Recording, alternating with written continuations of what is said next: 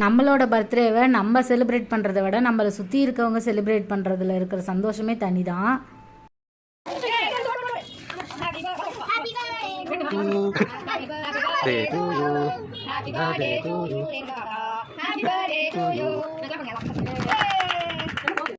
என்ன ஆச்சுன்னு பார்த்தீங்கன்னா, நம்ம ஹஸ்பண்டோட பர்த்டேக்கெலாம் சர்ப்ரைஸ் பண்ணுவோம். ஃப்ரிட்ஜுக்குள்ளே கேக்கை ஒளிச்சு வச்சுருப்போம், அவங்க ட்ரெஸ்ஸை ஒளிச்சு வச்சுருப்போம், அவங்க கேஜெட்ஸ்குள்ளே ஏதாச்சும் கேஜெட்ஸ் போட்டு வாட்சு ஹெட்ஃபோனு ஏதாவது ஒன்று ஒளிச்சு வச்சுருப்போம்.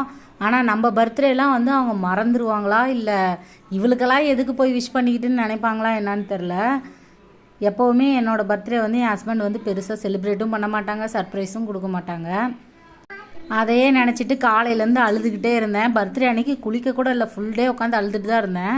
கீழே ஹவுஸ் ஓனரை அவங்க தான் ஏன் சோகமாகவே இருக்க பர்த்டே அன்னைக்கு அப்படின்னு சொல்லிட்டு கேட்கும்போது நான் என்னோடய இதெல்லாம் சொல்லிட்டேன்.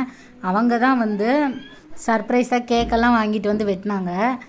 அப்போ ரொம்ப சந்தோஷமாக தான் இருந்துச்சு. இதுவே என் ஹஸ்பண்ட் பண்ணியிருந்தால் இன்னும் கொஞ்சம் சந்தோஷமாக இருந்திருக்கும். இதெல்லாம் பண்ணாமல் இருக்கிறது அவங்களோட தப்பா, இல்லை இதெல்லாம் இவங்க எனக்கு பண்ணணும்னு எதிர்பார்க்குற நம்மளோட தப்பான்னு தெரியல. உங்கள் பர்த்டே உங்கள் ஹஸ்பண்ட் செலிப்ரேட் பண்ணுவாரா மாட்டாரான்னு கமெண்ட்டில் சொல்லிட்டு போயிருங்க.